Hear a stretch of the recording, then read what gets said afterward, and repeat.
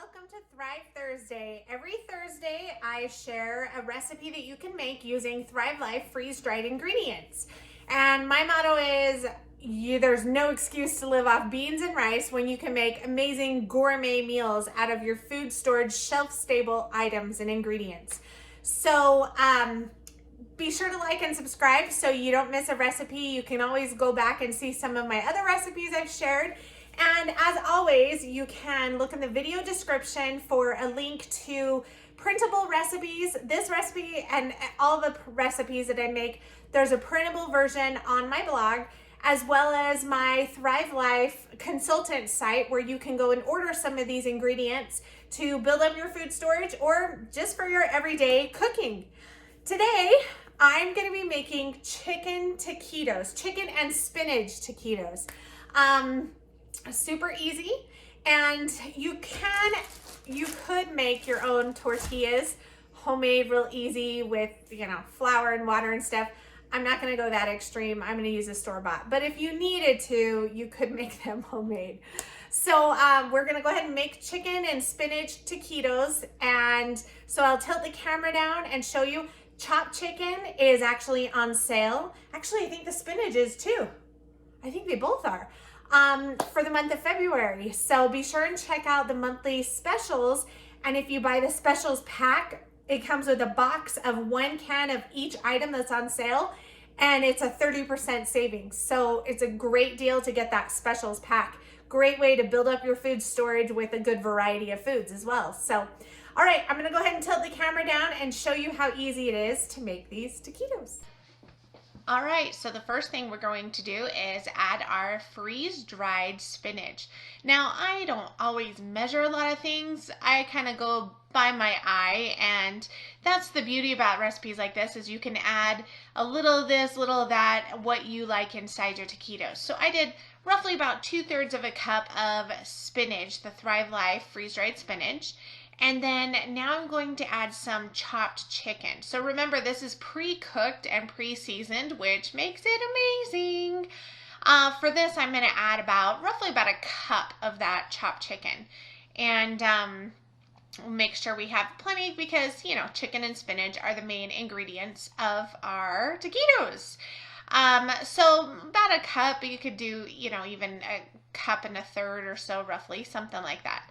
And then next, I'm going to put in some Thrive Life freeze-dried chopped onions. So I keep my Thrive Life in Tupperware containers because it helps keep them longer. So about 1/4 of a cup of the chopped onions. And again, if you like onions or you prefer sliced onions, do those. Change them out by all means to whatever your favorites are. And then we're going to do about the same, about 1/4 of a cup of green chilies. Again, these are Thrive Life freeze-dried green chilies. The chilies are actually really amazing. They're diced super small. They last a long time. We use them in quite a few things, and still a small pantry can will last us quite a while. Then once you have all your freeze-dried items in a bowl, we're going to rehydrate them first. So we're going to add 4 cups of hot water. Remember, the hotter the water, the faster the freeze-dried foods will rehydrate. So just make sure they're coated really well, that everything's in the water well. And then we're going to set it aside and we're going to give it about 5 to 7 minutes to rehydrate. But that's okay, because while it's rehydrating, we got other stuff to do. So just make sure everything's well coated.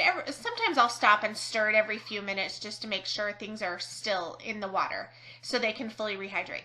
So while we're letting those rehydrate, I'm going to make the rest of our mixture for our taquitos. So we're going to start with 8 ounces of cream cheese, and this recipe actually doesn't have regular cheese, like shredded cheese. You could add that. With the cream cheese, it didn't really need it, and it also doesn't need sour cream, which is kind of cool because I love sour cream, but this recipe is so creamy with the cream cheese, it really didn't need much more. Add about 1 tablespoon of lime juice. If you have fresh lime, that's great. This just lime juice. You can squeeze a fresh lime or even add the true lime seasoning. And then I'm going to do about 1/2 teaspoon of garlic powder. And it didn't dawn on me until after this, I totally could have done some Thrive Life freeze-dried garlic. That would have been great. And then I'm going to do 1 teaspoon of chili powder. These seasonings are just going to give it our good like southwestern flavors. And then I'm going to add half a teaspoon of cumin. Cumin is one, you'll recognize the flavor if you eat a lot of southwestern foods and stuff. If you didn't want to do these individual seasonings, you could always just do like even a taco seasoning, or any of your favorite southwestern seasoning blends would be fine in this. If you don't want it southwestern, then you can always change it up and maybe don't put the green chilies in and do a garlic and herb seasoning instead, or something a little bit different than southwestern. Really, you could just change it up to what your family likes. So go ahead and we're going to mix that together really good. Just get it nice and smooth. The cream cheese was at room temperature, so it blended up pretty well. And then now it's time to strain our freeze-dried foods. So they've had plenty of time to sit there and in the water, get rehydrated and absorb the water they need to. So I'm just going to use my typical colander. If you don't have a colander, you could do a slotted spoon and spoon it out. You just want to make sure you get as much of the liquid out as possible. So I'm just going to use my handy dandy little colander and strain the water out, and then add everything right into that bowl where I had the cream cheese mixture. This spinach does tend to stick to the colander a little bit because it is small pieces, but that's okay. It just took a second to get out. And then now that everything is in the same bowl, we're gonna just mix it together and combine it all together. And so now, clean up. I try to clean as I go. That's something I do in cooking. I try to constantly clean as I go too. So that tends to not make the kitchen as messy. But at this point, you don't have to blend it too much. You're just making sure that it's getting well mixed. I really didn't even need the mixer. I probably could have just done this by hand. Because you don't want to like puree the chicken, right? You want the chicken chunks. You don't want to shred that chicken. So now we gotta mix, get your griddle heated up. And while that's heating, I'm gonna start filling my taquitos. So do about 2 to 3 tablespoons worth of the mixture on the bottom of on the tortilla, and then you want to roll this. It's a little tricky, a little messy. Just remember, keep the filling away from the edges so that when you roll it, they'll naturally push to the edges, but they won't come out of the edges. And so you're just going to roll it as tight as you can, and then when you put it on the griddle, put it seam side down, so that'll help it hold together.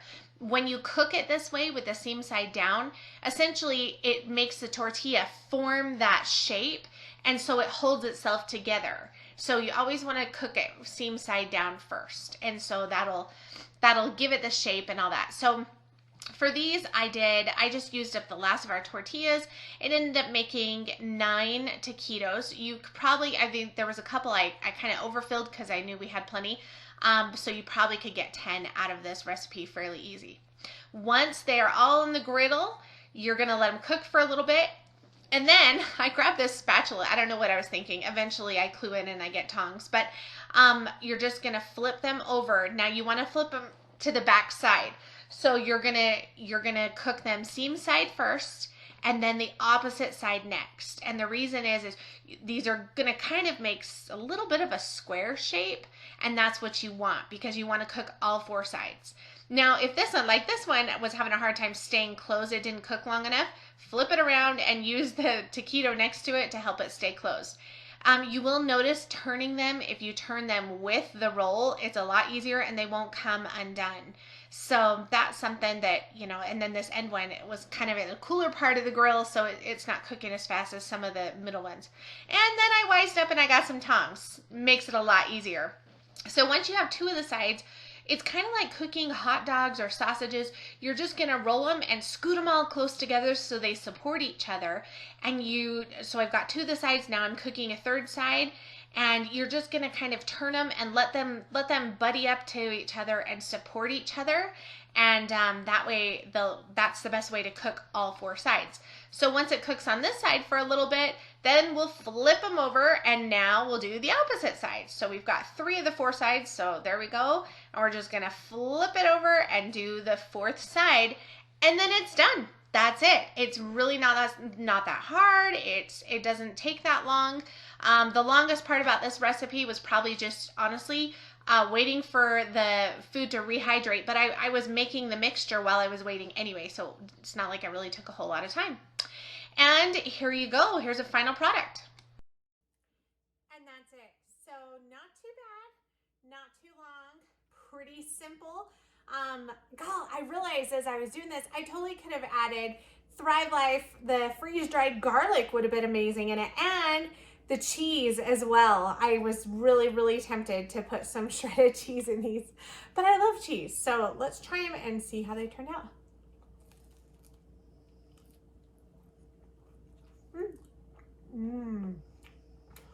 Okay, so those are good.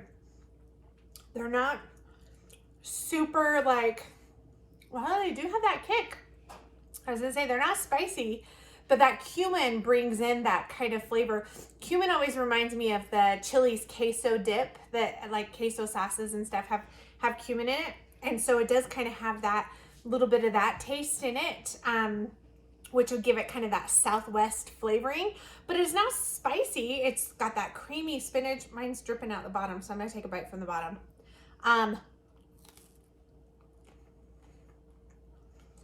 It was good.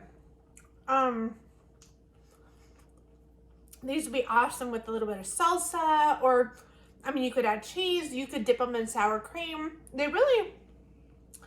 I love sour cream, and they really don't need sour cream because it's got that cream cheese in it. So it doesn't necessarily need sour cream.